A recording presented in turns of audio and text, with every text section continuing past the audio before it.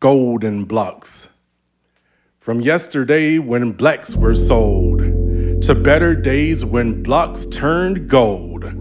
From laboring in fields, hard work with no pay, to becoming great scholars of their day.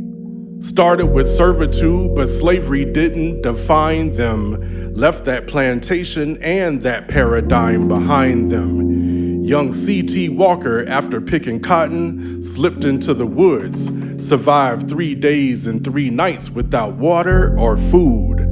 He spent hours meditating, communicating with God, and not long after that, his ministry would start. He founded the historic Tabernacle Baptist Church. He traveled abroad preaching, studying, and doing research.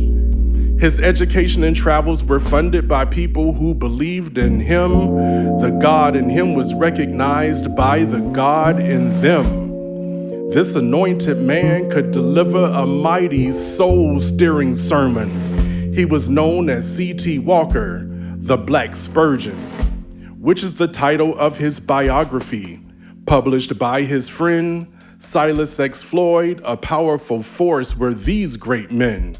They had very much in common, both born into slavery. This fact alone speaks to their perseverance and bravery. Both were sons of preachers who, as boys, became preachers. Both were gifted writers and unselfish leaders. When C.T. Walker was business manager of the Augusta Sentinel, Silas Floyd was its editor. When Dr. Walker resigned as pastor of Tabernacle, Floyd became his successor.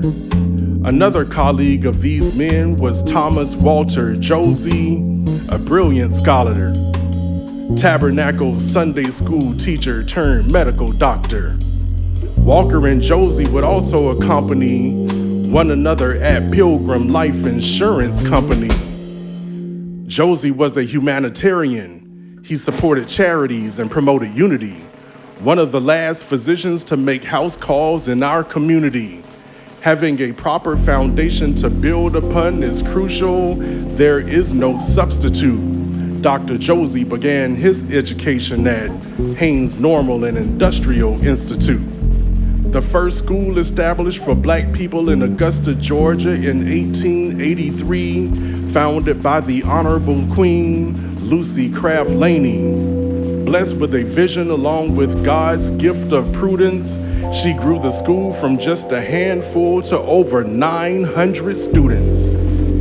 Haynes added a kindergarten and a junior college, the Lamar School of Nursing. Miss Laney's portrait graces the Georgia State Capitol wall. There's no one more deserving. Known as Georgia's most famous African-American female educator, she taught thousands of boys and girls. Her students, after attending Haynes, would go on to impact the world. Haynes would host orchestras and lectures by people known nationally. She was friends with prominent people like W.E.B. Du Bois, Langston Hughes, and Frank Yerby.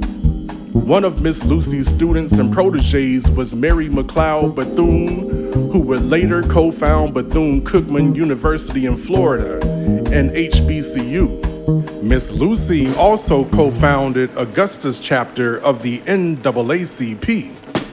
The Honorable Queen Lucy Laney played a major role in our community. These 4 figures weren't Augusta's only heroes. In fact, there were so many more that contributed to the huge success of the Laney Walker Boulevard corridor. Harlem, New York had its renaissance. Black Wall Street was in Tulsa, Oklahoma. However, there existed an area called the Golden Blocks right here in Augusta, Georgia. During a period of segregation in the South, the law was Jim Crow. Businesses, schools, and churches flourished on the Golden Blocks, and all of them were black-owned.